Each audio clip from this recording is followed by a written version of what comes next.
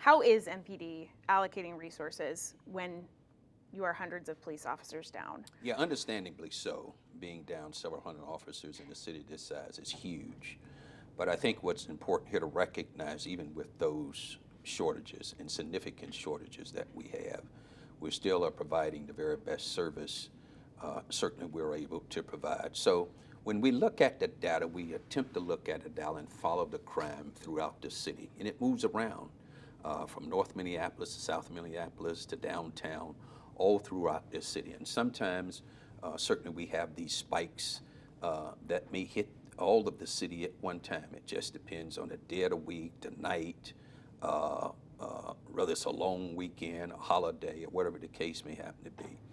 But when you're down so significantly as we are, you're constantly chasing calls, and you have to prioritize those calls in terms of the seriousness of them. And we do a tremendous job in chasing those calls for service, if you will.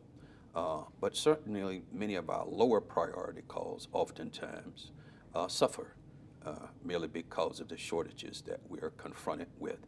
And that certainly does leave a challenge for us in terms of providing the service that we need in this community. But I have to tell you this, is that the men and women, they don't give up. They just keep coming to work every day. They keep fighting. They keep covering these calls. And they keep following up with the investigations. And we have significant shortages, as you may have reported already, in our investigative staff. So many of those investigations become prioritized as well, too, because we only have X number of investigators. And every time that we have a shooting or a homicide or a serious injury, we go from that particular call, those investigators go from that investigation to the next investigation and still covering the investigations that are still open. And that is hugely challenging. And it certainly does create a great deal of concern, you know, from all of us. And certainly we hear it from the community and we acknowledge it.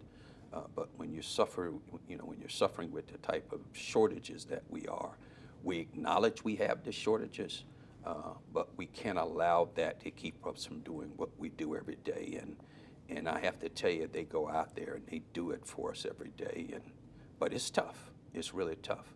So one thing I know that is going to be critically important for us, even though we cannot supplant the number of officers that we would like to at this time, is that the community will play a huge role, every aspect of this community.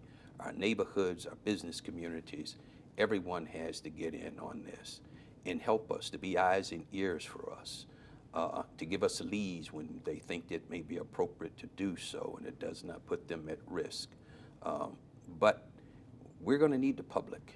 We're going to need the public to be in this with us because 3 years ago, this might not have been the case, but a lot has happened since then.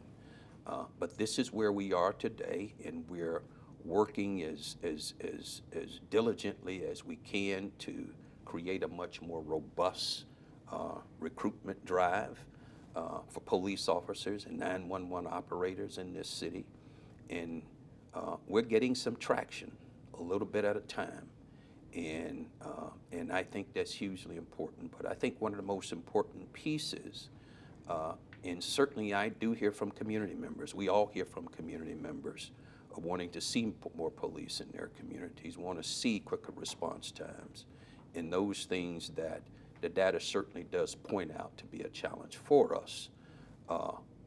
We're still, the men and women are still taking these calls, prioritizing these calls, and really just doing the very best that we can. And they're doing a lot under the circumstances. And they're doing a good job because here's the thing.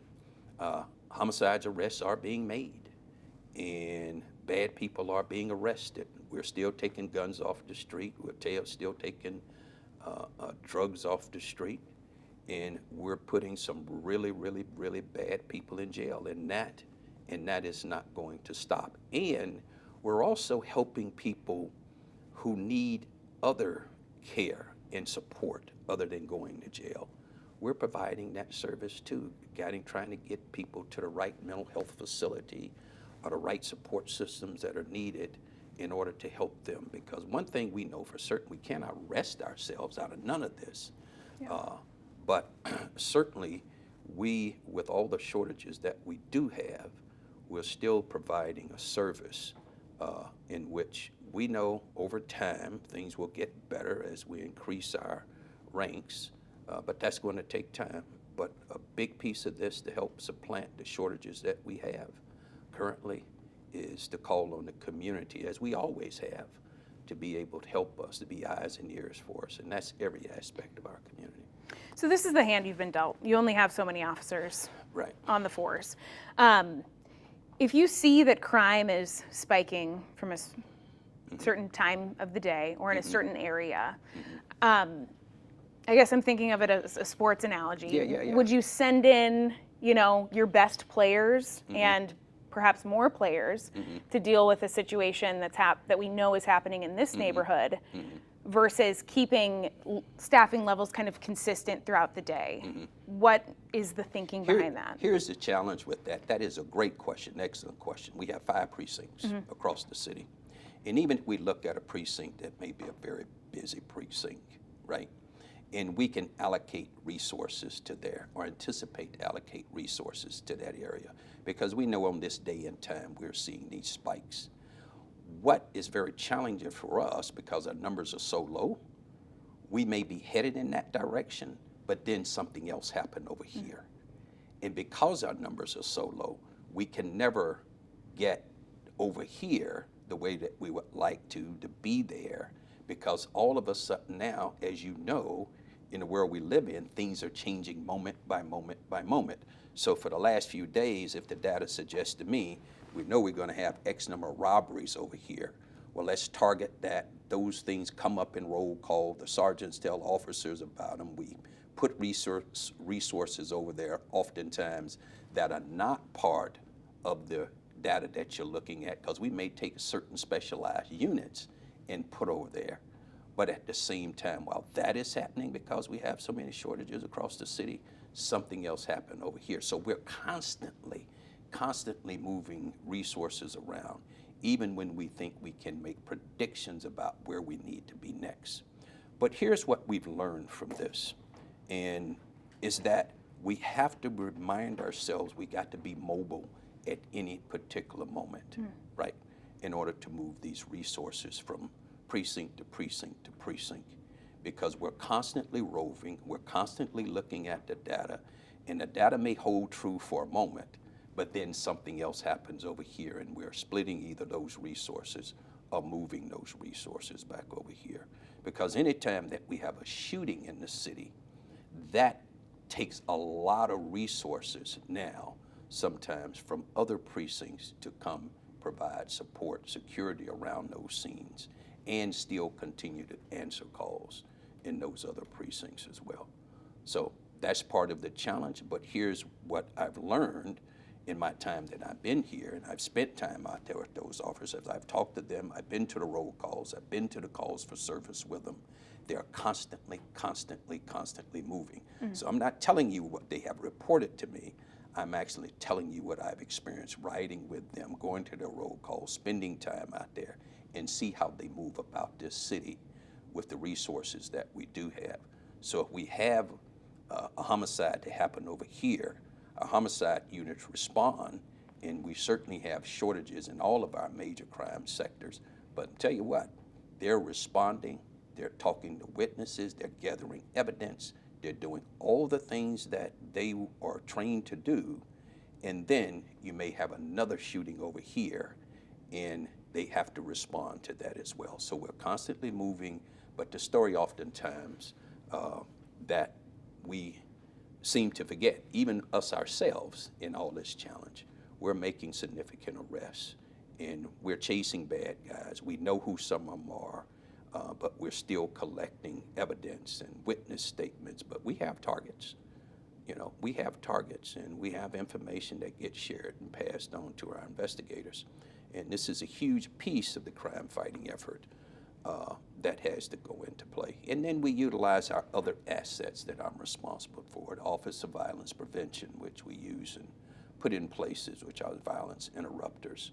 You know, that's important for us as part of our crime fighting efforts as well too. So we're doing all these things oftentimes that we can see on paper, but things move so quickly sometimes is that we just have to move with it when it does occur. And you have to be reactive instead of proactive. Yeah, in the I tell you what, situation. proactive is not is not an experience that we have an opportunity to do, to really go out and do proactive patrols, because it's constantly reacting to the community and the needs that's coming through our 911 center. But here again, many of our efforts, we're going after bad people, but we also are providing services to people who that needs help from us other than going to jail, and putting them in places where they're getting that type of social support, mental health support, or physical care that they need until they get to a safe space. A lot has been made on social media of seeing uniformed police officers with squad cars patrolling construction areas and businesses. I know that they may be off duty, but the public doesn't know that. And when they hear about these big officer shortages and they see those things happening, they have a lot of questions. Yeah. What's your response to that? Well, we do have officers on their off days who work off-duty jobs on their off days. This is not part of their work schedule. So if they get hired by a company or a business or agency or whomever, whatever, then they go work those details. You may see that car parked in front of a market. You may see that car parked on a private street providing security to some company that may be doing business there, whatever the case may be. And certainly when people see that, they say, oh wow, how are they doing this when we need calls for service out here answered? But I've seen those pictures taken up on Twitter, but they also are being taken out of context without any real context that these are not on-duty officers, these are off-duty officers. Now, here's one of the benefits, though, of them being seen in those areas, the fact that they are there, they do have some visibility with uniforms and being in squad cars, but they're oftentimes working in a private security mode, if you will, which they have the right to do. And but I certainly do understand the perception of what people are saying, but it really has to be put in a context as well too, that they're not, that has nothing to do with the shortages we're experiencing, because whether we had 100 officers or 10,000 officers, they still would be working those off-duty jobs. Do you think having more officers will kind of curb the crime that we're seeing? I think having more officers will be able to have more assets out on the street. We can do some of that proactive patrolling that you're talking about that historically understand that has been done here in the past. But when you were at the numbers that we are, it's pretty much all reactionary.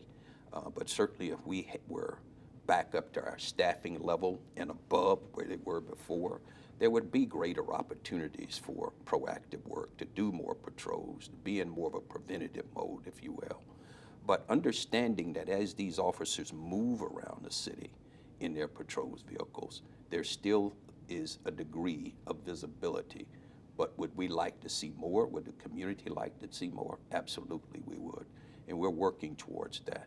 So as we continue to provide the service that we're providing to the city of Minneapolis and its residents, we also would hope that the community as well partner with us, stay partnered with the men and women of Minneapolis Police Department as we move forward, because we certainly do need that community support to help supplant the loss of these officers that we do have. And it's a good relationship builder for both police and community, and to build that trust that is so much needed in order to provide good public safety. In terms of just the investigators piece, I know that there have been many arrests in the homicides that we've seen over the last year, but there are some high-profile ones that have not been solved. That's right. Anaya Allen is the one that immediately comes to mind. What do you say to the victims of the crimes who? Here's what I say to the victims of those who lost their loved ones in a violent act. We are looking for those individuals. Those are still open cases. We're still interviewing witnesses. We're still looking at the evidence. Those cases are open. If there's anybody that's out there that's aware, can give us a lead, can give us anything to help, call us. Even if you call anonymously, call us. Let us know what you know, and then we'll take it from there, right? Mm-hmm. But certainly to the families of these victims who may not feel that their case is being attended to, we haven't forgot about these cases. We haven't forgot about these victims. Because I'm going to tell you, when I talk to these major crime investigators, such as those in homicides, they are heartfelt when these losses occur, because they talk to these families. They see their pain and their fear and their frustrations. And as they go from case to case, no case is forgotten about. And I know maybe sometimes people may think so, but no case is forgotten about. And I would assure, and I would like to assure the community, we're not going to forget about their cases. We're not going to forget about their loved ones and the victims who have lost their lives so violently in this city. And we're going to find people. We may not find them today, but we're going to find you. And we're going to bring you to justice, because there are a lot of families out there, a lot of friends out there who are in pain and who are suffering when they lost their loved ones so innocently. And we're not going to give up. We're going to stay in this. And that's an option we don't have in Minneapolis Police Department. We can't give up. Whether we got 500 officers, 1,000 officers, or 10 officers, we cannot give up. We're in this fight every day. And I would hope that people in the community, throughout this community and beyond, stay in this with us. And we're all going to work through this together. We're going to get through this.